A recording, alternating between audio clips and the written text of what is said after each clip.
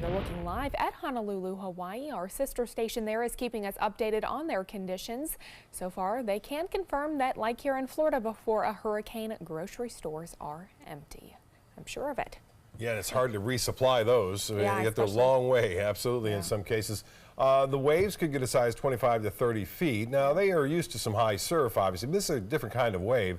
On top of that, we've got a new update now from the Hurricane Center suggesting that it is losing a little bit of strength as expected, but still a very potent Category 4 hurricane with 145-mile-an-hour winds. We're dealing with something totally different here. Normally, we'd be talking about tropical systems and hurricanes, but we have the stench of red tide making its way inland. We had that west wind today. You can see those clouds at the lower levels moving from the Gulf right on into the coast and well inland east of I-75 in some cases. Beautiful sunset, though. For the red tide, it would have been a beautiful day, but the sunset was nice, wasn't it? That's Tower Cam showing that. Photos sent in, quite a few of them. This one from Dane down in Boca Grande, looking pretty nice there in Boca Grande. And Heather Todd getting this one from out east of I-75, I think near Mayaca City.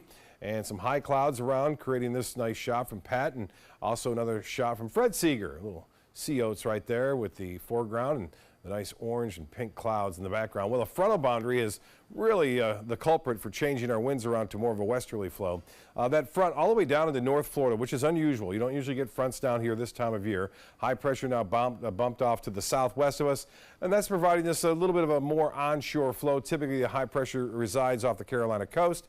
We get an east to southeast wind throughout the night and the day, and then the west coast breeze develops later in the afternoon, and that's when we have those big storms fire up. That'll happen back on Saturday and Sunday, so we'll start to get back to that. But right now, we're noticing some showers out there associated with that trough of low pressure and with a west wind. Tomorrow morning, expect a chance for a few coastal showers because right now the east wind will kind of collide with that west wind and create some storms off here in the Gulf of Mexico. Most of the rain today, as expected, the heaviest stuff well inland and along the east coast. We had a few spotty showers right near the coast.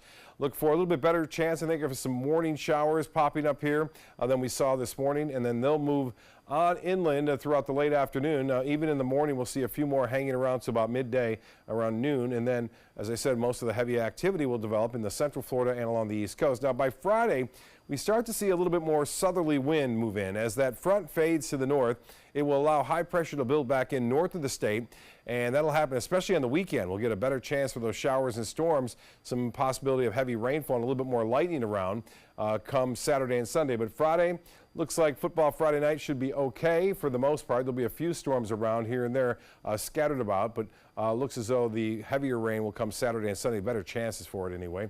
Dry air just to the north of us, not having much success of moving in anytime soon, so we're going to stay in the warm, moist sector as far as that goes. In the tropics, I mentioned all is quiet now, nothing going on out there, and we don't expect anything for the next 5 days. In fact, it's going to be pretty quiet, I think, through late August and through early September. We'll see how that plays out, but wind shear is expected to be pretty strong throughout the Caribbean and the Atlantic. Well, this is Lane, and Lane, very healthy storm earlier today, was a Category 5 hurricane, 160-mile-an-hour winds. Those are down now to 145. It's moving to the northwest at 8, so it is making that break. And as far as the forecast cone of uncertainty goes, you can see it covers a little bit more of the western portion of the islands now, and it could be a Category 2 hurricane. Some pretty strong winds. It's going to create big surf. They'll be to the right of the center, and that means they get the dirty side. Heavy rainfall, a big concern there with a lot of flooding problems, and that could be an issue, especially on in through Friday. West winds turn to the southwest, 5 to 10 knots, and a light chop out there. The extended forecast, and it looks like this. Tomorrow, 40% chance for rain in the morning near the coast, better chances inland.